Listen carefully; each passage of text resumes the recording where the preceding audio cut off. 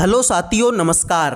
कैसे हो आप सभी। उम्मीद करूंगा आप सभी अच्छे होंगे, अपनी अपनी पढ़ाई में व्यस्त होंगे। आज के इस वीडियो में मैं आप सभी के लिए लेकर आया हूं एनटीपीसी अंडर ग्रेजुएट एग्जाम के लिए इम्पोर्टेंट क्वेश्चन। जैसा कि आप सभी को पता है, एनटीपीसी अंडर ग्रेजुएट का एग्जाम 13 जून से स्टार्ट होने वाला है। आप सभी ने अपनी अपनी एग्ज़ाम डेट को चेक कर लिया होगा। आपको पता लग गया होगा कि आपका एग्ज़ाम कौन सी तारीख को है और कौन सी शिफ्ट में है।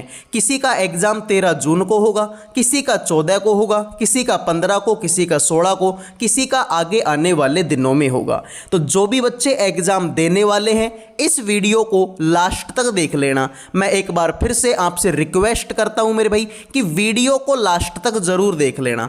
बहुत सारे बच्चे क्या करते हैं, आधा अधूरा वीडियो देखते हैं। कोई 10 मिनट वीडियो देखता है, कोई 5 मिनट वीडियो देखता है, फिर बाद में सोचता है कि भाई मेरी नौकरी क्यों नहीं लगी। तो इतना आपको भी पता है कि 10 मिनट पढ़ने से और 5 मिनट पढ़ने से नौकरी नहीं लगेगी। तो मैं अगेन रिक्वेस्ट करता हूं, वीडियो को लास्ट तक जरूर देख लेना। पसंद आए तो लाइक और चैनल को सब्सक्राइब कर दीजिए। कमेंट में एक बार अपनी अपनी एग्जाम डेट मुझे बता दो भाई, ठीक है। आइए तो देखिए, ए और बी एक काम को 14 दिनों में कर सकते हैं। ए अकेला उस काम को 42 दिनों में कर सकता है। तो बी अकेले उसी काम का 1/3 काम कितने दिनों में करेगा। तो मेरे भाई ध्यान से देखो, तुमसे बोला कि ए प्लस बी दोनों मिलके कितने दिन में करते हैं, 14 दिन में करते हैं। और जो अकेला ए है ना, ए वो कितने दिन में करता है सर, वो 42 दिन में करता है। अब दोनों का लैसे 42 हो जाएगा, क्योंकि 42 में 14 का भी भाग जाता है और 42 का भी जाता है। तो 14 दूना 28, 14 तिया 42, और 42 एकम 42। यानी यहाँ से हमें पता चला कि जो ए है ना, ए एक दिन में एक काम करता है। अब ए अगर एक काम करेगा तो बी कितने काम करेगा सर, दोनों मिलके 3 काम करते हैं। अब 3 में से एक काम तो इसने कर दिया, तो बाकी के 2 काम इसको करने पड़ेंगे भाई। 2 और 1 तुम्हारे हो जाएंगे 3। अब तुमसे बोला कि बी अकेला उस काम का 1/3 काम। अब टोटल काम कितना है, 42 है। टोटल काम कितना है, 42। इस 42 का 1/3 करना है आपको, तो 42 का 1/3 करवा दो मेरे भाई। तो 3 का भाग 42 में देंगे तो 14 बढ़ जाएगा। और ये काम किसको करना है सर, बी को अकेले करना है। बी अकेला तो 2 काम करता है, तो इसमें अगर 2 का भाग देंगे तो 2 7 का 14। यही तुम्हारे सवाल का राइट आंसर हो जाएगा। आइए अगले क्वेश्चन पर बढ़ते हैं। एक वर्गाकार मैदान का क्षेत्रफल 1369 मीटर स्क्वायर है। इसका परिमाप बता दो कितना होगा। अब परिमाप क्या होता है मेरे भाई सर, वर्ग का परिमाप होता है 4 गुणा में भुजा। क्या होता है, 4 गुणा में भुजा। लेकिन सर भुजा तो हमारे पास में है ही नहीं, तो सबसे पहले तो आप भुजा निकालो। वर्ग का क्षेत्रफल क्या होता है, वर्ग का क्षेत्रफल होता है भुजा का स्क्वायर, जो कि कितना दिया हुआ है मेरे भाई, 1369 दिया हुआ है। तो यहां से स्क्वायर हटेगा तो यहां पर रूट लगेगा, तो भुजा बराबर में कितना हो जाएगा, भुजा बराबर में हो जाएगा √1369। अगर मैं आपसे बोल लूं कि बताओ √1369 किसका स्क्वायर होता है, तो मेरे भाई 30 का स्क्वायर होता है 900, 35 का स्क्वायर होता है आपका 25, 1225, ठीक है मेरे भाई। तो ये लगभग आपको 749, यानी ये किसका होगा मेरे भाई, आपके 37 का। 37 का स्क्वायर 1369 होता है, यानी भुजा की वैल्यू कितनी है, 37। तो मेरे भाई 4 गुणा में कितना कर दीजिए, 37 कर दीजिए। तो आप बोलेंगे 37 को 4 से गुणा करेंगे, 37 दूना 74, यानी कि मेरे भाई 148 आंसर आ जाएगा, जो कि ऑप्शन नंबर आपके सी में है। आइए अगले क्वेश्चन को चेक करो। वीडियो में आगे बढ़ने से पहले जो भी student railway NTPC under graduate exam 2026 की तैयारी कर रहे हैं, जिनका भी एग्ज़ाम अभी तक नहीं हुआ, आने वाले दिनों में जिनका भी एग्ज़ाम है, उन सब के लिए मैंने करंट अफेयर का, जीके का, रीजनिंग का और मैथ का, इन चारों सब्जेक्टों का PDF तैयार कर दिया केवल 100 रुपये में। 100 रुपये में आपको चारों की चारों सब्जेक्टों के इंपॉर्टेंट आपको क्वेश्चन मिलेंगे। साथ में उन क्वेश्चनों का डिटेल में सॉल्यूशन मिलेगा, यानी कि क्वेश्चन मिलेगा, उसके ऑप्शन मिलेंगे और फिर उनका डिटेल में सॉल्यूशन मिलेगा। यानी कि PDF बहुत ही बढ़िया पैटर्न पे आपका टाइप करवाया गया गया है। अगर कोई बच्चा इस पीडीएफ को ध्यान से मन लगा के पढ़ लेता है तो लगभग उसका सिलेक्शन पक्का है, क्योंकि अब से पहले जो एनटीपीसी का एग्जाम हुआ था उसमें भी इस पीडीएफ से बहुत सारे क्वेश्चन थे जो आपकी एग्जाम में हूबहू मिले थे। और अब भी मैं गारंटी लेता हूं मेरे भाई कि जैसे क्वेश्चन मैं आपको पीडीएफ में दूंगा ऐसे ही क्वेश्चन आपकी एग्जाम में पूछे जाएंगे। तो मात्र और मात्र 100 रुपए का पीडीएफ है जिससे पढ़ के आप कम टाइम में ज़्यादा तैयारी कर सकते हो। ठीक है भाई, तो जिन भी बच्चों को पीडीएफ चाहिए मात्र 100 रुपए का पीडीएफ है। 100 रुपए कोई बहुत बड़ी बात भी नहीं है। जिनको भी चाहिए इन नंबरों पे व्हाट्सएप मैसेज करके केवल और केवल 100 रुपए में चारों सब्जेक्टों का पीडीएफ आप ले सकते हैं। तो उठाओ अपना मोबाइल और कर दो इन नंबरों पे व्हाट्सएप मैसेज। अब बढ़ते हैं अगले सवाल पर। अगला सवाल है मेरे भाई, √1764 बटा 2025 गुणा √625 बटे में 441 माइनस का 3/4 और इसकी पावर कितनी है -2। अब मेरे भाई एक छोटी सी बात जो आपको याद रखनी पड़ती है, जैसे कि यहाँ पर तुम्हारा 3/4 है और इसकी पावर कितनी है -2। अगर तुम्हें इस पावर को प्लस की बनानी है तो संख्या को पलट दो मेरे भाई। अब जैसे ये पावर -2 है, लेकिन सर पावर -2 का कैसे हल करेंगे? तो भाई अगर मैं तुमसे ये बोलूँ कि 3 का स्क्वायर कर दो तो 3 का स्क्वायर तो आप 9 कर दोगे, लेकिन मैं तुमसे बोलूँ कि 3 की पावर -2 है। अब -2 है तो फिर इसका आंसर कितना आएगा? सर 1/9 आएगा। ठीक है, अब प्लस में पावर है तो सीधा सीधा 9 आ जाता, अब माइनस में पावर है तो 1/9 आ जाएगा। तो मेरे भाई इससे अच्छा आप क्या कर लिया करो कि जब भी पावर माइनस में होती है और इसको प्लस की बनानी है तो संख्या को ही पलट दो। जैसे 3/4 है ना, इसको 4/3 कर दो, और अब ये -2 है ना, अब ये +2 लगा सकते हो आप। ठीक है भाई, 3/4 को 4/3 कर दिया, अब ये माइनस की पावर किसकी हो जाएगी? प्लस की हो जाएगी। तो बस इतना काम आपको याद रखना है। तो भाई देखो, √1764 कोई बता सकता है मेरे भाई कि √1764 किसकी पावर होती है? तो 40 का स्क्वायर होता है मेरे भाई आपका 1600, तो लगभग आपके 42 की पावर होगी। ठीक है भाई, किसका? 42 का। √225 कोई बता सकता है मेरे भाई आपको कि √2025 किसका होता है? तो आप बोलेंगे कि सर √2025 4 पंजो 20 यानी किसका होता है? आपके 45 का होता है। किसका मेरे भाई? आपके 45 का। फिर अगर मैं बात करूंगा √625 तो सबको पता है 25 का होता है। √441 आपको पता है भाई 21 का होता है। और मेरे भाई माइनस तो माइनस है। अब मैंने क्या बोला था कि संख्या को पलट दो, 3/4 है ना, 3/4 को 4/3 कर दो और इसकी पावर आप कितनी लगा? 2। तो 4 का स्क्वायर कितना होता है? 16। 3 का स्क्वायर कितना होता है? आपका 9। अब इसको काटा पीटी कर लो। देखो भाई, 21 एकम 21, 21 दूना 42, तो कितना हो जाएगा मेरे भाई? 2/45।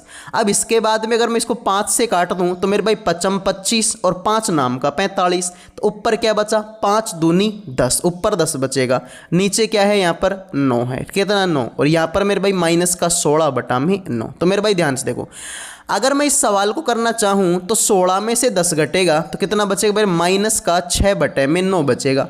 अब इसको काट दो, 3 दूनी 6 और 3 तिया 9, माइनस का 2/3, यही तुम्हारा आंसर होगा। ठीक है भाई, तो बिल्कुल सिंपल सवाल था। ऐसे सवाल भी आपकी एग्जाम में पूछे जाएंगे। ठीक है, तो जितने तरीके के सवाल है वो सारे तरीके के सवाल मैं आपको करवा दूंगा। आप बस वीडियो को लाइक कर दो, चैनल को सब्सक्राइब कर दो। लाइक सब्सक्राइब करने का कोई पैसा नहीं लगता। अगले क्वेश्चन को चेक करो भाई, तुमसे बोला है कि 99,000 रुपये को 3 व्यक्तियों में बांटना है, ए, बी और सी के बीच में। यदि ए और सी का हिस्सा कितना है? 4:18, और जो बी का हिस्सा है वो ए और सी के कुल हिस्से का 50% है। 50% का मतलब होता है आधा। ठीक है, 50% का मतलब होता है आधा। तो बताइए बी का हिस्सा कितना होगा? तो तुम्हारे पास में 3 आदमी हैं। अब देखो ए और सी का हिस्सा तो कितना है? 4 और 18। ठीक है, यानी यहाँ से अगर मैं देखूँ तो ए और सी का हिस्सा कितना है? ए और सी का हिस्सा है 4:18 है। तो सर बी का हिस्सा बताओ मुझे कितना होगा? तो बी का हिस्सा कितना होगा? तुमसे क्या बोला था? बी का हिस्सा कि ए और सी के कुल हिस्से का 50% है। 50% का मतलब आधा। तो ए और सी को टोटल कितना मिला है? सर 4 और 18 कितना होता है? 22 होता है भाई। 18 और 4 कितना होता है? 22 होता है। तो 22 का आधा, 22 का आधा क्या होगा? सर 11 होगा भाई। 22 का आधा 11 ही होगा। अब इनके बीच में टोटल 9900 रुपये बांटने हैं, तो 9900 रुपये बांटने तीनों के बीच में। अब तीनों के बीच में कैसे बांटेंगे, तो देखो 4 रुपये इसको मिलेगा, 18 रुपये इसको मिलेगा और 11 रुपये इसको मिलेगा। तो 4 और 18 22, 22 और 11 कितना होता है सर 33 होता है। तो ये हो गया 33। तुमसे बोला बी का हिस्सा, तो बी का हिस्सा 11 है, तो 11 से इसको गुणा कर दीजिए। 33 तिया 99 यानी कि 300 हो जाएगा। 300 को 11 से गुणा करेंगे 3300 आंसर होगा, जो कि ऑप्शन 1 है। तो जिन्होंने ऑप्शन 1 आंसर दे दिया है उनके मजे हो गए, बाकी सभी का ये सवाल गलत हो गया है। उम्मीद करूंगा भाई ये जानकारी आपको पसंद आई होगी। आइए अगले सवाल को चेक करो। अब बहुत सारे बच्चे तो क्या करेंगे कि सर इतने सारे अंडर रूट हैं, इतने सारे, कोई प्लस का चिन्ह है, कोई ब्रैकेट का चिन्ह है, अंडर रूट के अंदर भी अंडर रूट है। तो बहुत सारे बच्चे तो क्या करेंगे, देखते ही ऐसे सवाल को घबरा जाएंगे, जबकि मेरे भाई घबराना नहीं है। मैं आपको बता दूं कि जितने सवाल अभी तक तुमने किए हैं ना, कि ये वाला सवाल मान लो, ये वाला सवाल मान लो, ये वाला सवाल मान लो, इन सबसे आसान सवाल है ये, ठीक है। इन सबसे तो आसान सवाल है ये। मुझे ये बताओ, क्या देखो यहाँ पर अंडर रूट 4 है, क्या आपको अंडर रूट 4 नहीं पता किसकी वैल्यू होती है? सर अंडर रूट 4 तो 2 की वैल्यू होती है। अरे 2 का स्क्वायर ही तो 4 होता है। तो सीधी सी बात है मेरे भाई। अब यहाँ पर अंडर रूट 4 है तो मैं इसकी जगह पे 2 लिख सकता हूँ, तो इसकी जगह पे तुम 2 लिख दो। अब मुझे बताओ कितना हो गया? सर 7 तो ये पहले से ही था, 2 और आ गया, तो 7 और 2 कितना हो गया? 9 हो गया। अब क्या तुमको नहीं पता अंडर रूट 9 किसकी वैल्यू होती है? सर अंडर रूट 9 ये तो 3 की वैल्यू होती है। अरे 3 का स्क्वायर ही तो 9 होता है। तो यानी इसकी जगह पे मैं क्या लिख सकता हूँ? 3 लिख सकता हूँ। तो देख लो भाई, 97 तो ये पहले से ही था, 3 और आ गया। 97 और 3 कितना होता है? सर 100 होता है। क्या तुमको नहीं पता अंडर रूट 100 किसकी वैल्यू होती है? सर अंडर रूट 100 ये तो 10 की वैल्यू होती है, क्योंकि 10 का स्क्वायर तो 100 होता है। यानी इसकी जगह पे मैं क्या कितना लिख सकता हूँ? 10 लिख सकता हूँ। तो सर ये 15 तो पहले से ही था, 10 और आ गया, तो 15 और 10 कितना हो गया? 25 हो गया। कितना हो गया मेरे भाई? 25। अब अंडर रूट में 25 तुमको खूब पता है, अंडर रूट 25 तो 5 की वैल्यू होती है, क्योंकि 5 का स्क्वायर 25। तो इसकी जगह पे मैं क्या लिख सकता हूँ मेरे भाई? आपका 5 लिख सकता हूँ। तो 31 तो पहले से ही था, 5 और आ गया। अब कितना हो गया? ये अंडर रूट में 36 भाई, 31 और 5 36। अब अंडर रूट 36 किसकी वैल्यू होती है? 6 की वैल्यू होती है। तो लो मेरे भाई, यही तुम्हारा आंसर हो गया। तो क्या था इस सवाल में? मैंने पहले ही बोला था कि सवाल बहुत आसान है, ऐसे सवाल भी एग्जाम में आते हैं। जिन बच्चों को समझ में नहीं आता ना, वो वीडियो को एक बार थोड़ा सा पीछे लेके देख लिया करो, मैं गारंटी देता हूं समझ में आ जाएगा। अब यहां पे तुमसे देखो क्या बोला है, तुमसे बोला है कि A अनुपात B 15 अनुपात 22 है, यानी A अनुपात B, देखो 3 चीज़ें A B C हैं, तो A अनुपात आपका B हो गया, B अनुपात आपका C हो गया। तो यहाँ से ए बी की वैल्यू कितनी है? 15 और 22 है। A की वैल्यू 15 है और B की वैल्यू आपकी 22 है। फिर बी सी की वैल्यू कितनी है? 12 अनुपात में 13। B और C की वैल्यू कितनी है? 12 अनुपात में 13। अब इनको कुछ नहीं करना, आपस में मल्टीप्लाई करना है। 15 को अगर 12 से गुणा करूंगा तो 15 गुणा में 12, तो आप बोलेंगे सर 160 होगा। कितना होगा? 160 होगा। फिर इसको करेंगे 22 को अगर 12 से गुणा करेंगे तो 12 दूना 24, 12 दूना 24 और 2 26, कितना हो जाएगा मेरे भाई? 264 हो जाएगा। उसके बाद में मेरे भाई इसको करेंगे 13 को और 22 को, तो 13 दूना आपका कितना होता है? 26, 13 दूना 26 और 2 28, 286 आपका हो जाएगा। तो मेरे भाई अब इसको देखो काटा पीटी कर लीजिए। 160 में, ठीक है, मैं गलती तो नहीं कर रहा मेरे भाई, देखो 12 को अगर 15 से गुणा, 15 दूना 30, 30 का मेरे भाई तुम्हारा 3 बचे, 15 3 18, 180 होगा। ठीक है भाई, कितना होगा आपका? 180 होगा। तो 180 को 2 से काटेंगे, कितनी बार कटेगा? 90 बार कटेगा। 264 को 2 से काटेंगे, 132 बार कटेगा। 286 को 2 से काटेंगे, 143 बार कटेगा। तो मेरे भाई 90, 132 और 143, यही तुम्हारे सवाल का राइट आंसर हो जाएगा। क्लियर मेरे भाई? तो इनको एक बार इनको गुणा करना होता है, इनको गुणा करना होता है और इनको गुणा करना होता है, आंसर तुम्हारे सामने आ जाता है। आइए अगले क्वेश्चन को चेक करते हैं। देखो भाई, रीजनिंग का सवाल है, आपसे बोला निम्नलिखित श्रृंखला को देखिए, उसके बाद दिए गए प्रश्न का उत्तर दीजिए, गिनती केवल बाएं से दाएं की जानी है। आपसे क्या बोला? ऐसे कितने व्यंजन हैं जिनमें से प्रत्येक के ठीक पहले एक स्वर है और ठीक बाद में भी एक स्वर है। यानी कि मेरे भाई कुल मिला के तुमको ऐसे व्यंजन ढूंढने हैं जिनके पहले क्या आता है? जिनके पहले एक स्वर आता है और जिनके बाद में भी एक स्वर आता है। ठीक है मेरे भाई, तुमको ऐसे व्यंजन ढूंढने हैं जिनके पहले एक स्वर आता है और बाद में भी एक स्वर आता है। तो मेरे भाई ढूंढो ऐसे व्यंजन कौन कौन से हैं, ठीक है। तो लगाओ अपना माइंड। तो अगर मेरे भाई मैं ऐसे व्यंजन ढूंढूं जिनके पहले भी स्वर और बाद में भी स्वर है, तो व्यंजन देखो ये व्यंजन है, इसके पहले तो स्वर है बाद में नहीं है, तो हटा दो मेरे भाई। ये भी व्यंजन, इसके आगे पीछे ही कुछ नहीं है मेरे भाई। और व्यंजन कौन सा, देखो एस व्यंजन है, इसके पहले डब्लू, डब्लू तो स्वर नहीं है, तो इसको भी हटा दो मेरे भाई, ठीक है। इसको देख लो डी को, इसके पहले व्यंजन है लेकिन बाद स्वर है लेकिन बाद में नहीं है, हटा दो इसको भी मेरे भाई। देखो इसको देख लो आप, यू जे आई को देखो, ठीक है, यू जे आई, ठीक है। इस वाले को देखो मेरे भाई आप, ठीक है। आप देखो इस वाले को, देखो इस वाले को देख लो, यू जे आई। अब देखो जे तो एक व्यंजन है लेकिन जे से पहले यू क्या है, एक स्वर है, और आई भी क्या है, एक स्वर है, तो एक जोड़ा तो तुम्हारा ये बन गया। उसके बाद में अगर तुम देखोगे मेरे भाई तो ऐसा व्यंजन देखो एक जोड़ा ये बन गया आई पी ओ। किसको देखो मेरे भाई आप, आई पी ओ को देख लो। अरे पी तो व्यंजन है, इसके पहले आई ये भी स्वर, इसके पहले ओ बाद में ओ ये भी स्वर, तो एक तुम्हारा ये भी हो जाएगा। तो दो ही है मेरे भाई ऐसे, ठीक है, दो ही हैं, दो के अलावा तो मुझे इसमें ऐसा कुछ दिखाई नहीं दे रहा, ठीक है। तो दो ही ऑप्शन इसका राइट होगा। आइए अगले को चेक करो भाई।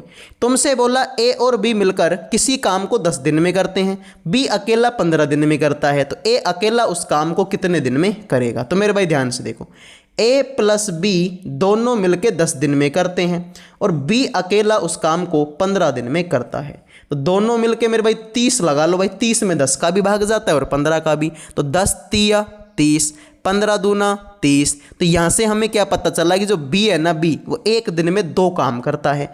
तो बी अगर 2 काम करेगा तो दोनों मिलके तो 3 काम करते हैं। अब 3 में से 2 तो इसने ही कर दिया, तो बाकी का 1 काम ही तो बचा, तो 2 और 1 हो जाते हैं मेरे भाई 3। तो तुमसे बोला ए अकेला उस काम को कितने दिन में करेगा, तो टोटल काम कितना है मेरे भाई आपका 30। इसको किससे करवाना है, ए से, तो एक ही क्षमता तो 1 है, तो 30 में 1 का भाग देंगे, 30 आंसर हो जाएगा।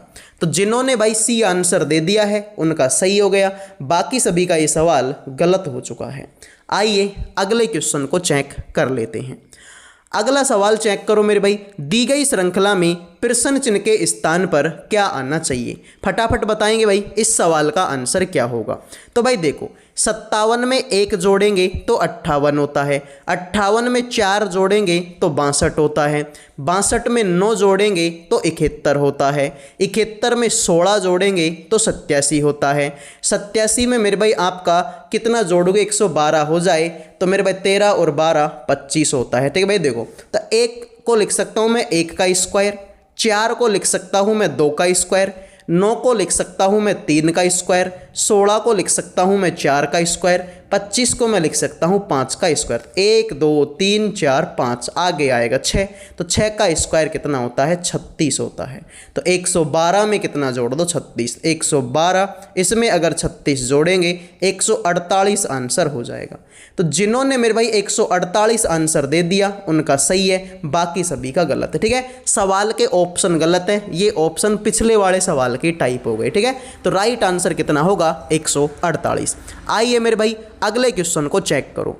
अंग्रेजी वर्णमाला क्रम के आधार पर TWSP MPLI से एक निश्चित संबंध है, इसी प्रकार LOKH का EHDA से संबंध है, इसी तर्क के आधार पर PSOL किस विकल्प से संबंधित है।